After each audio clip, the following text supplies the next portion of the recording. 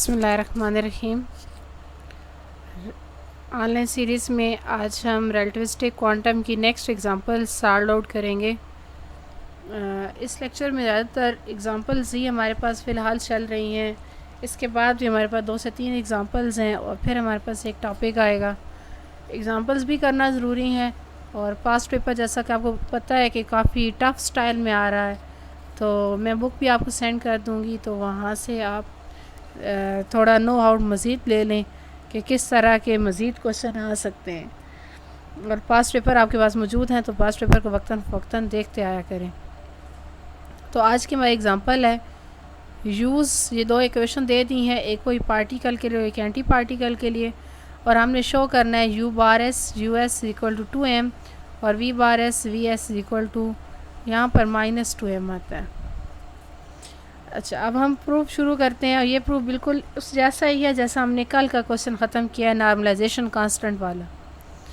इसके लिए मैं इक्वेशन ए पार्ट की लेफ़्ट हैंड साइड लेती हूँ, U bar S U S is equal to U bar S का ट्रांसपोज गैमा नाट और यू एस। अब गैमा नाट हमारे पास जो वैल्यू है उसके लिए हम आइडेंटिटी मैट्रिक्स यूज़ करेंगे I0 0 माइनस आई।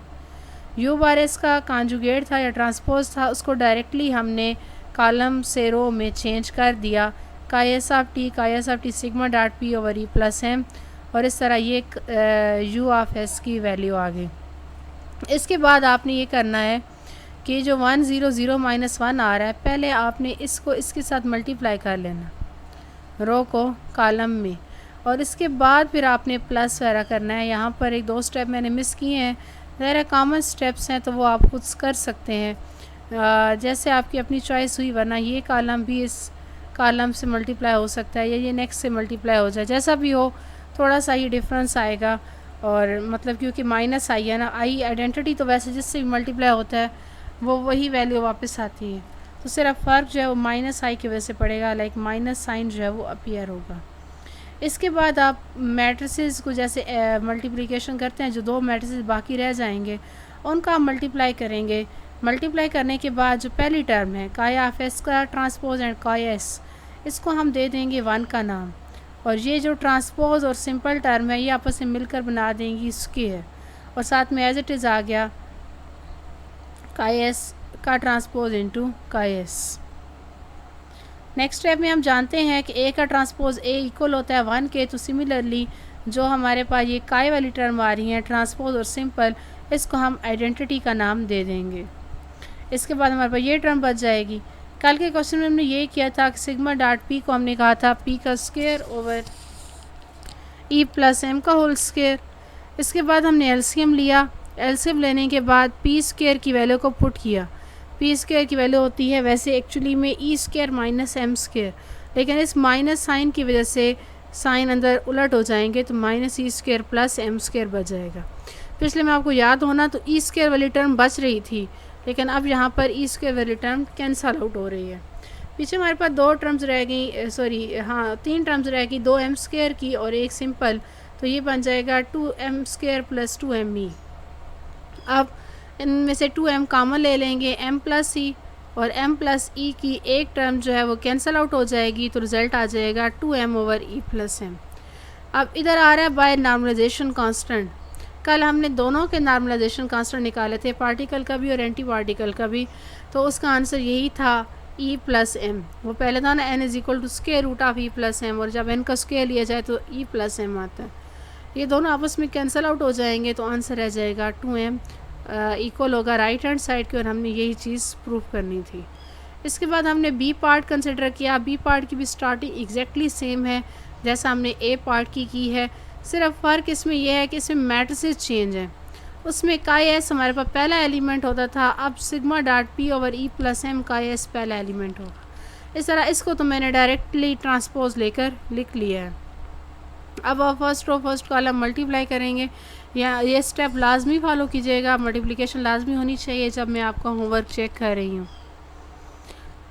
इसके बाद ये देखें, आप ये मैंने लिखा है कि ये मल्टीप्लाई हो कि कुछ इस तरह की टर्म आपको देगा, और जब ये वाला कॉलम दूसरे कॉलम के साथ मल्टीप्लाई होगा तो का एस का transpose sigma dot P mod का स्क्वायर का एस ये एज इट इज़, और का एस ऑफ टी माइनस का एस से मल्टीप्लाई होगा तो -1 छोड़ देगा। वैसे तो का एस ऑफ का ट्रांसपोज का एस इक्वल होते हैं 1 के, लेकिन ये माइनस का एस है इसलिए आंसर जो है वो -1 आ जाएगा। इस तरह नेक्स्ट जो है वो का एस ऑफ टी और का एस को हमने इकट्ठा लिख दिया साइड पे, और बाकी टर्म एज इट इज़ रही। नेक्स्ट टर्म में आपको पता है का एस ऑफ टी और का एस को हम 1 कह देंगे, सिग्मा डॉट पी का स्क्वायर बन जाएगा, और इसको हम कह देंगे P square over E plus M का होल स्क्वायर। एलसीएम लेंगे, एलसीएम लेने के बाद पी स्क्वायर की जगह वैल्यू पुट हो जाएगी E square minus M square. ये माइनस और E plus M whole square का फार्मूला ओपन करके माइनस को ऑपरेट करवा देंगे। E plus M whole square का फार्मूला आप जानते हैं, E square plus M square plus 2m E, minus operate होगा तो रिज़ल्ट आ जाएगा minus E square minus M square minus 2m E. इसमें भी एनर्जी वाले टर्म्स या एनर्जी वाले फैक्टर कैंसिल आउट हो जाएंगे, पीछे रह जाएगा m और 2m ई वाले फैक्टर, तो m स्क्वायर माइनस 2m का स्क्वायर माइनस 2m ई हो गया। अब नेक्स्ट स्टेप में ये करेंगे कि माइनस 2m को कॉमन ले लेंगे और m प्लस ई या हम उसे e प्लस एम कह सकते हैं, उसकी एक डिनोमिनेटर टर्म के साथ कैंसलिंग हो जाएगी, और बाय नॉर्मलाइजेशन कांस्टेंट की वैल्यू पुट हो जाएगी जो होती है e प्लस एम।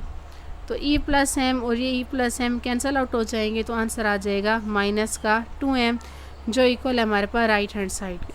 अब इस तरह के प्रूफ पेपर में आ जाएं तो उनको सॉल्व करना आसान है, सिर्फ शर्त क्या है कि आपको आइडिया होना चाहिए कि मैट्रिसेस कौन से किस जगह लगाने हैं।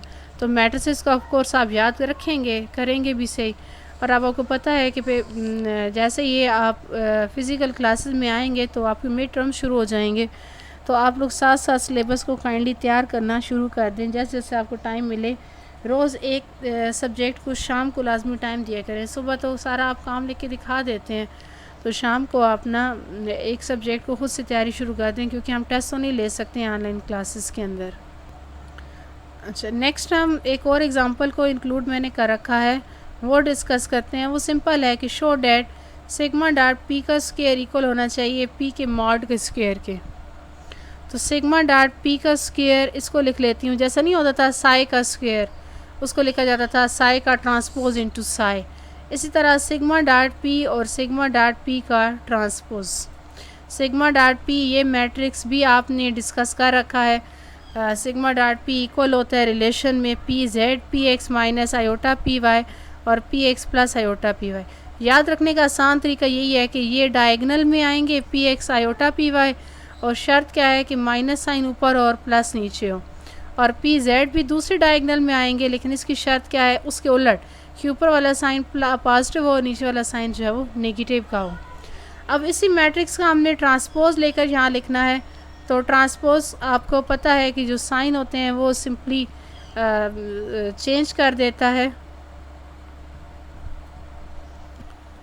वैसे हमने यही पढ़ा हुआ था कि साइन चेंज कर देता है आयोटा के साथ वाले सिंबल के, लेकिन नीचे देखें देयरफॉर या सिंस मैंने एक बात नोट की है कि सिग्मा डॉट पी का ट्रांसपोज इक्वल होगा सिग्मा डॉट पी के ट्रांसपोज के स्टेरिक के। इट्स मीन के उसका कॉन्जुगेट भी लिया जा रहा है और उसका ट्रांसपोज भी लिया जा रहा है, तो फिर वो सेम चीज़ ही वापस आ रही है। ठीक है, तो इसके ट्रांसपोज का मतलब ये होगा, या इसको ट्रांसपोज कहने के बजाय हर्मिशन कहें तो ज़्यादा बेहतर है। इसका मतलब ये होगा कि ट्रांसपोज भी अप्लाई होगा, कॉन्जुगेट भी अप्लाई होगा, और वही चीज़ जो है वो आपके पास वापस आ जाएगी। ट्रांसपोज आपको पता है ना, रो को कॉलम में चेंज, और उसके बाद फिर आप साइन बदलाएंगे तो वही चीज़ वापस आ जाएगी। अच्छा, अब मैं ये रेज़ कर देती हूँ ताकि आपको आइडिया रहे। इसके बाद इन दोनों मैट्रिसेस को मल्टीप्लिकेशन करना है। मल्टीप्लाई का तरीका आपको पता है, फर्स्ट रो फर्स्ट कॉलम, और इस तरह first row second column, second row first column और सेकंड रो सेकंड कॉलम। उसके मुताबिक ये टर्म हमारे पास बन गई जो आपको स्क्रीन पर नज़र आ रही है। ये जब आप करेंगे तो मज़ीद आपको आइडिया भी साथ होता जाएगा, होपफुली इसमें कोई मिस्टेक नहीं है। अच्छा, अब फर्स्ट टर्म में देखा जाए तो फर्स्ट टर्म ये थी पी जेड का स्क्वायर, और अगली थी P X minus iota P Y और P X plus iota P Y. तो इस पर आप फार्मूला ओपन करेंगे A minus B A plus B का, तो वो बनेगा A square minus B square. उसके मुताबिक ये टर्म आ गई। इसी तरह बाकी टर्म्स को भी आपस में मल्टीप्लाई करते जाएंगे तो इस तरह की टर्म्स आपके पास आती जाएंगी। अब इधर आयोटा का स्क्वायर बनेगा -1, तो रिज़ल्ट हो जाएगा पी एक्स का स्क्वायर प्लस पी वाई का स्क्वायर प्लस पी जेड का स्क्वायर। इसमें देखा जाए तो P Z P X P Z के साथ cancel, iota P Y P Z और plus iota P Y P Z ये आपस में कैंसिल। इस तरह minus iota P Y P Z और plus iota P Y P Z cancel, minus P Z P X और plus P Z P x ये आपस में कैंसिल होने के बाद ये सिंपल टर्म बच जाएगी। अब जो पहले हमारे पास फैक्टर है पी एक्स का स्क्वायर प्लस पी वाई का स्क्वायर प्लस पी जेड का स्क्वायर ये बनता है पी मॉड का स्क्वायर। इस तरह जो ये लास्ट या फोर्थ एलिमेंट है ये भी बनेगा पी मॉड का स्क्वायर। अब पी मॉड के स्क्वायर को आप कॉमन ले लें तो अंदर बन जाएगा आई 0 0 माइनस आई, एक तरह का आइडेंटिटी मैट्रिक्स बन जाएगा। उसको हम लिख देंगे आई और जब मल्टीप्लाई होगा तो वो सिंपल आ जाएगा पी मॉड के स्क्वायर के। ये इक्वल है राइट हैंड साइड के। आज मैंने 2 इंटर किए हैं, कल थोड़ी लंबी हमारे पास एग्जांपल्स हैं, वो भी होपफुली 2 ही हो पाएंगी।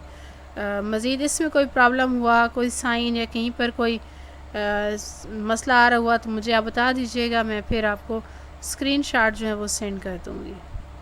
ठीक है, तब तक के लिए अल्लाह हाफ़िज़।